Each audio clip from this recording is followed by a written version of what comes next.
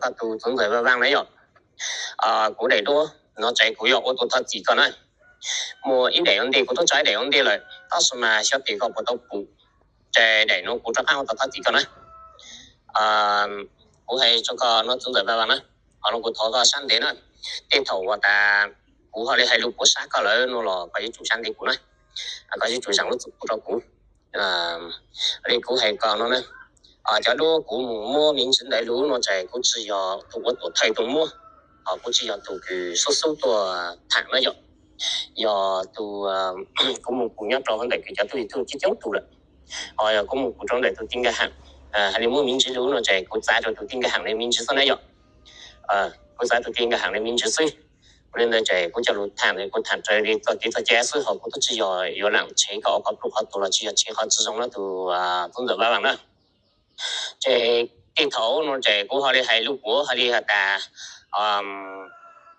我路波佢哋曬上咗個樓我咯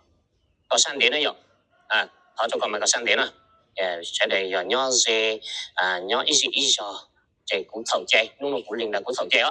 這股頭個山點啦你最努力到mà股要只係做個窿地你又只係做得個呢到個係嗰啲嘛cũng xét咗mà只有個係但呢又chỉ có hai tấn á, giờ những người như đối thủ hay, ai có giải cho lù hay thế này rồi, cái giải như cho lù cho có lù xí, tại vì tôi chỉ có hai này rồi,但是嘛，giờ股談咯，我就股只我用晒，股只有冇股特個窿咧，就總在嗰邊啦，股只有呢個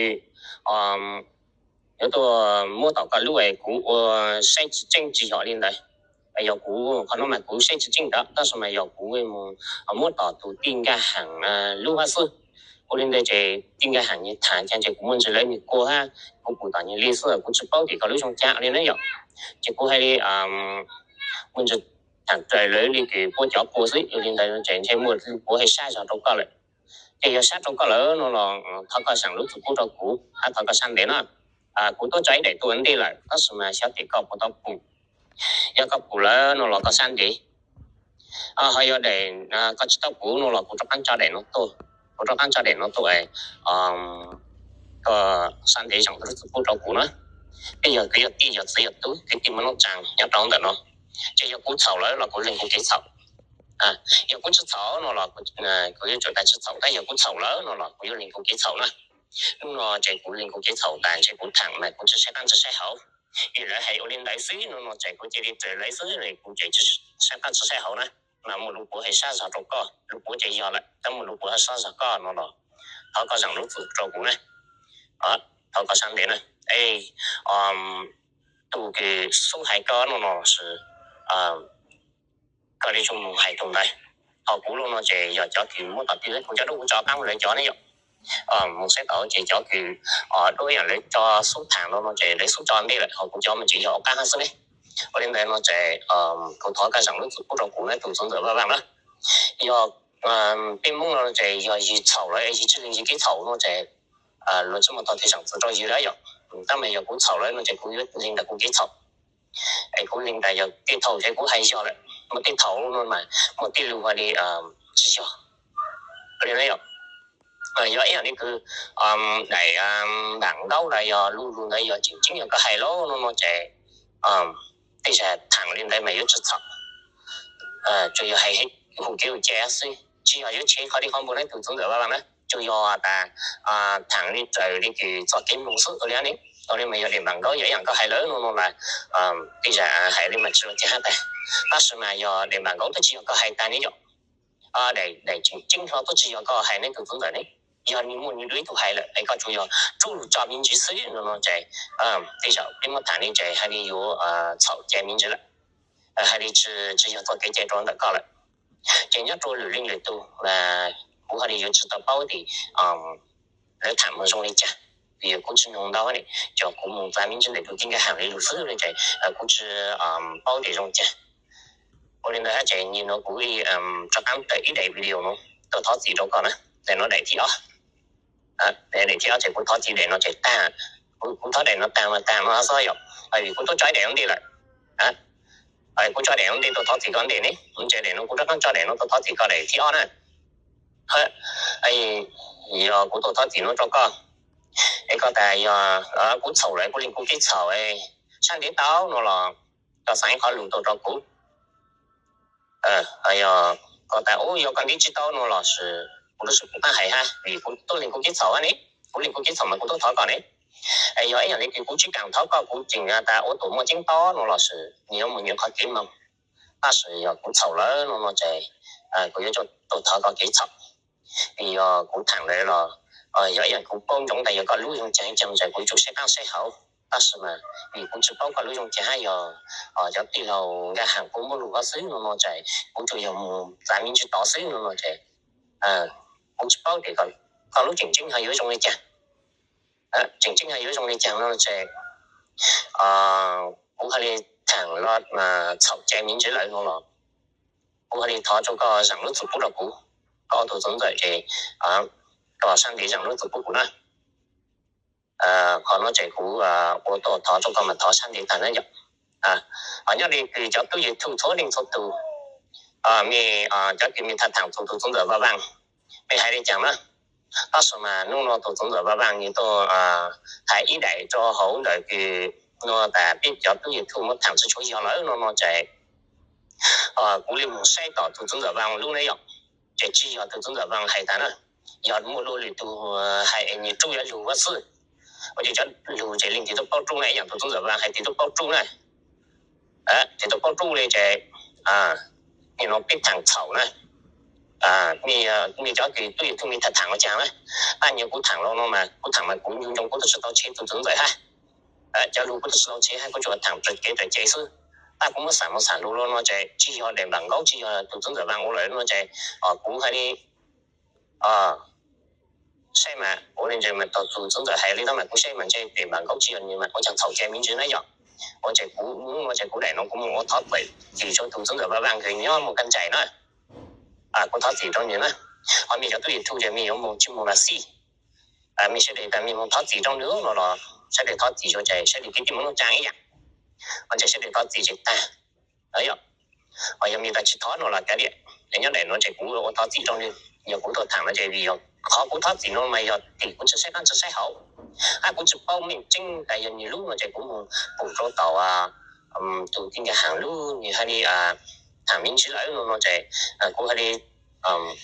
tại mình chỉ lấy lúa sữa nó chạy cũngต้องใช้chẳng chạy hay đi dùng cái này chạy cũngต้องtại cái nhà hàng từ nhiều đô thì thằng thằng đấy họ đi nhiều chỗ này nó có lẽ sao đấy họ chỉ dùng cũng dùng ô tô tuổi thay rồi mà ta mua là dùng ô tô tuổi thay rồi mà hay我哋喺呢入就因為咁投資做到總在話玩，因為跟仔啦，咪就都要吐錯定做到咪有投資去投啦先，我哋呢入嘛可能佢長咗就都要吐定大，一做緊就叫但到總在話玩啦，你覺得投資做個好係講到啦，因為有股我都投資啦，就股投個，嗱個身體上都只不做股，只攞嚟到嗱。股就有談可對啦，股嘛我到識間識好，股係你出談做個窿啲，你要開始談做個啦。學股談啦，股要談做冇旅程，你要談冇旅可，你要談冇做旅班旅，你有冇啲可佢一樣呢句所股所之中啦，股你咪談做講第四。入做咗嚟個，你咪嚟 video 咯，你就股到投資做個，嗱弄落嚟多嘛，佢要做成咗做股啦。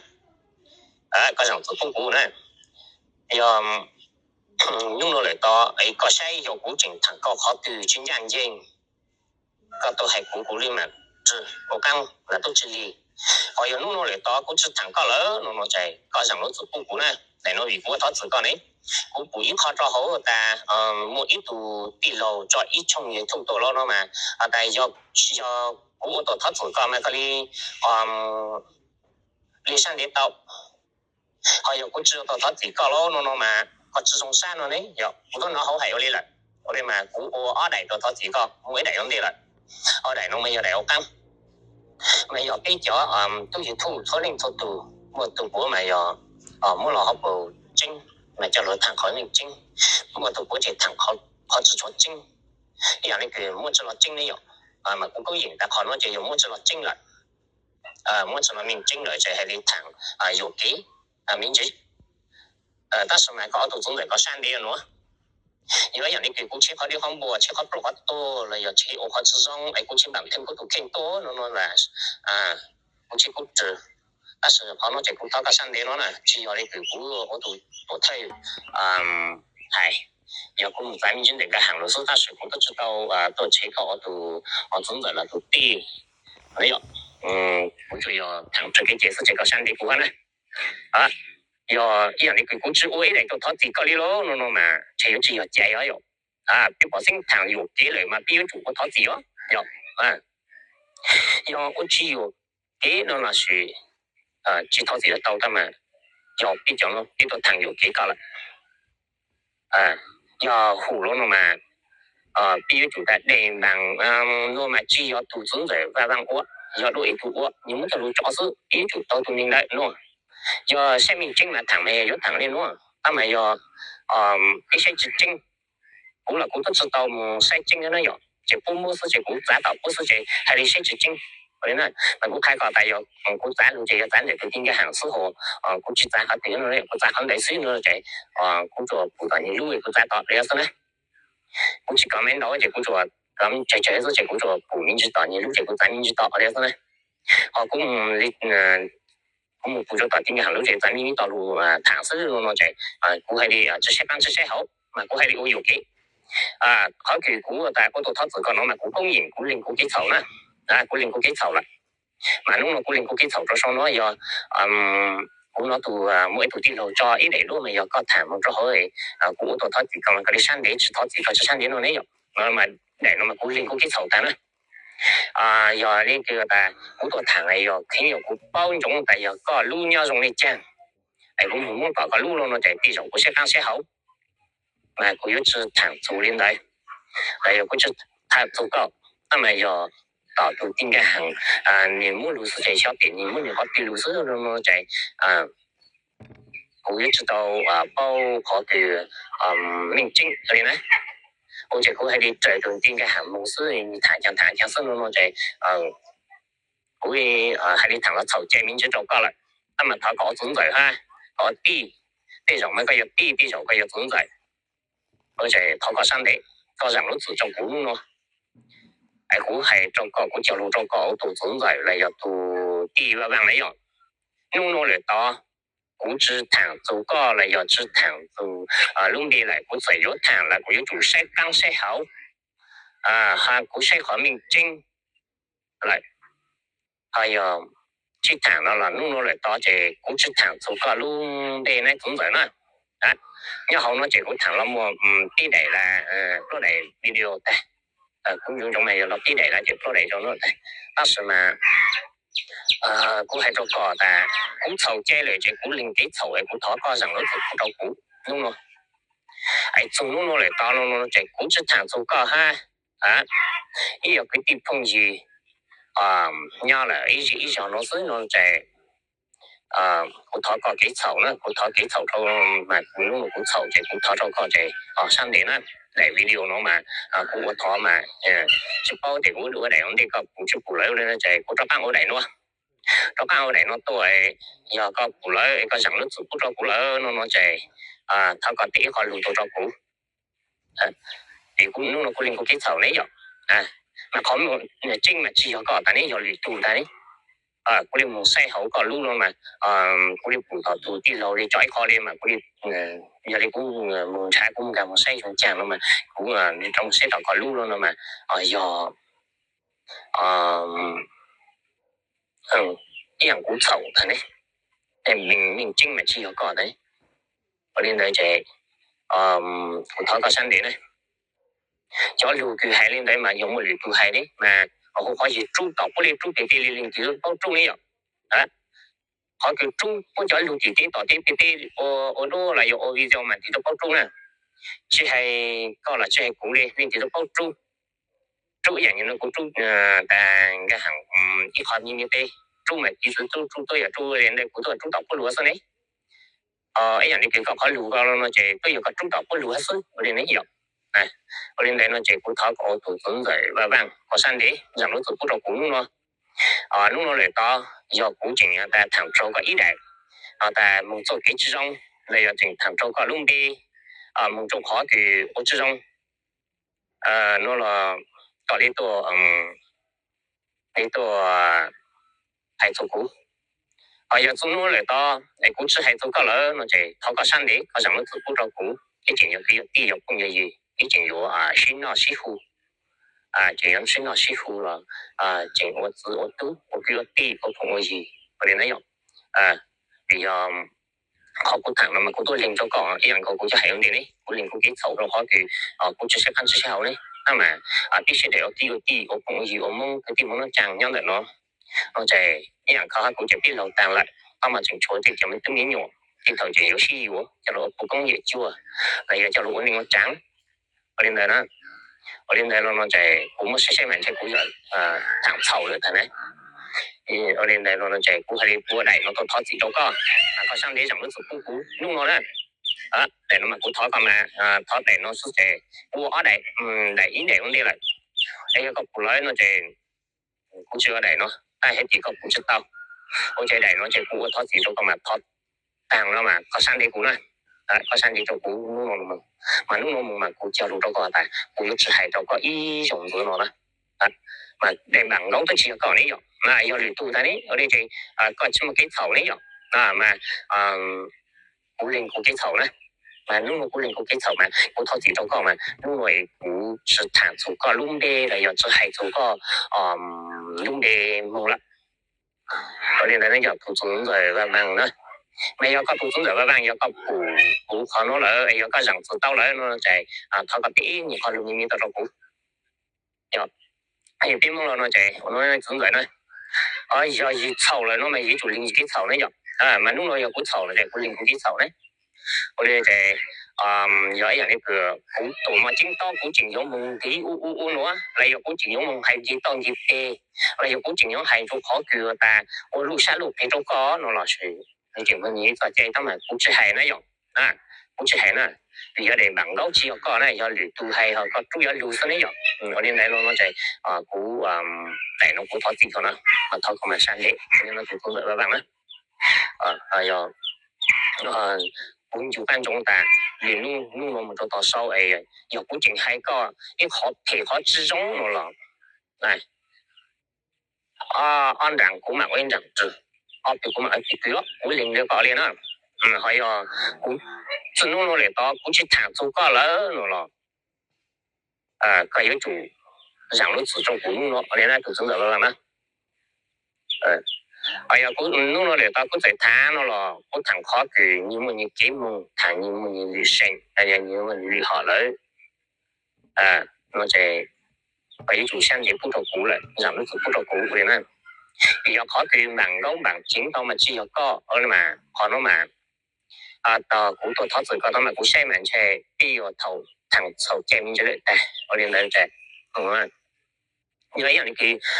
một xe mình chính này giờ có tổng cả lứa xe mình chính nó chạy thầu cái thằng mà yếu chủ lại đầy bằng gấu mà chỉ có do lử tu quá mà có chú sĩ có chú chính nhiều sư mà chỉ một cái thầu yếu tao mà tao lử tu nó giờ thằng này giờ thằng mà thằng trong đây luôn但是嘛thầu cái xe mình chính này giờ chạy cũng chạy chỉ有读太末，古说咱明来都应该行路是在古系唐朝在明日咯。只要切我快啲环保还好，我就要谈了。如果下面就是那在，我淘到山顶那土种子了嘛，唔系，我交路咗个但我来到咪我吃糖种子嚟，就我净糖个种子喺那在，按照古人讲，只我俾古一俾古历史我那条，这个系连历史，我行到嚟讲这个地头就说就喺呢只，我就系只先咧，这个我淘个上路子咧。nhớ trong đó cũng rồi bạn ấy một cái朋友một cái là cái họ đang chuyện以前有嘛是护着咪甚至你有或者可能不要做投資咗個咧，係有個上次到古來咯啦個我哋 video 咪咪都都幾做股，我哋咧做準備咧，係弄落個投資個咧，咪股價落咗個，但弄落股都投資個身落咧有，係 video 咧就有個投資個啦。chỉ ở đây cứ cuối cho我旅行當前呢，嚟到只有古我投資都只在網上呢樣，有種呢，只在網呢，個叫都叫不nhỏ là giờ nó làm rồi nè, cái gì sẽ đây này,我投單炒做可能佢都只在網，就佢叫地錢啊，nó làm rồi, là giờ cho tu chọn thầy cái gì tạm thời cái gì nữa mà lúc nó mình最就是来没想到做不到股，因为要股炒债的股业主他是炒债，我明白。这要股炒里面的这股业主他里面有领的，如果股领的股给炒，那这股业主他做给炒呢，人家中招个投资者不？